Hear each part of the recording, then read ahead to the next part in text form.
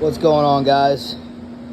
So we got 2017 ZX10 and a 2019 ZX10. Both are set up for drag racing.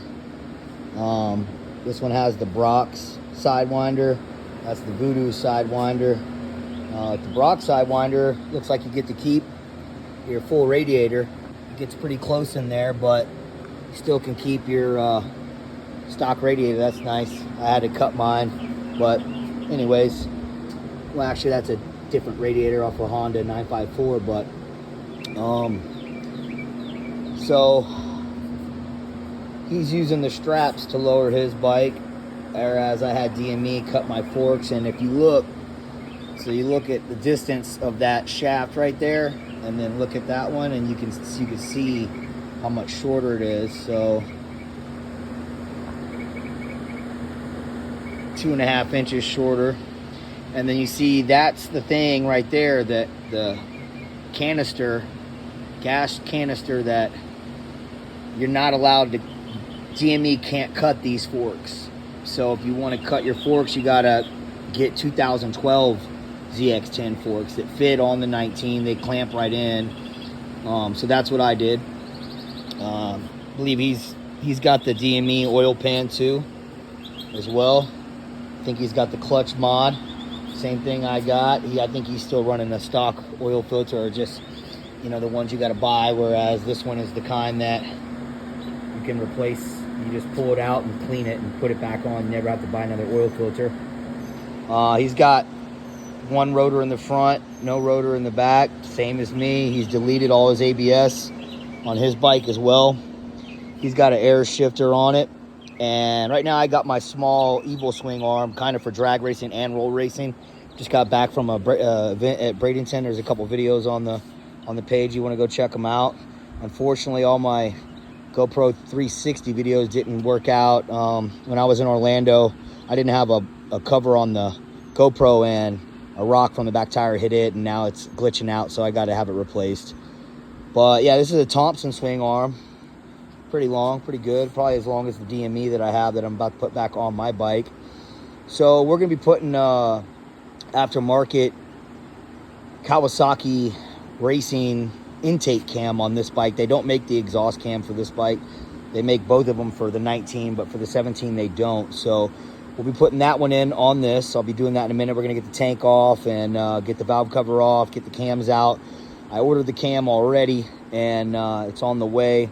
We're also going to do his fork seals on this bike, and then he's talking about putting an auto shifter on it, which is just a little electronic box. It goes up and it sits back there, and then it hooks up to your air shifter. You can still use the air shifter if you want. You just got to turn it off, and then you can use the air shifter anytime you want, or you can have it set up where as soon as you launch the bike, you let that clutch out. It knows it's going to hit second gear. Whenever it's at a certain RPM, whatever you set it at, it just shifts the bike for you, so you never miss a gear. Thinking about doing that myself, but right now I put my money into the nitrous and other stuff like that to go faster. I'll just keep shifting with my finger on my thumb. It's not bothering me. It's like $250 or more than that, depending on which auto shifter you want to get. But if you look at the tank, you can see this is a good comparison, and you know, see this, how much tank you got right there.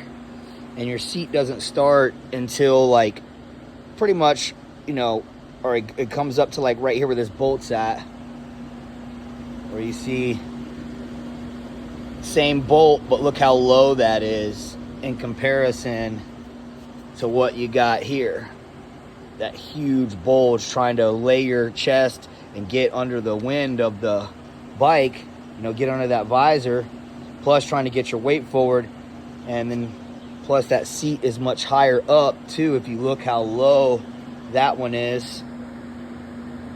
So that's what you get when you modify your tank. You get to lean forward a lot more, get under the wind a lot more. These bikes are pretty close in speed.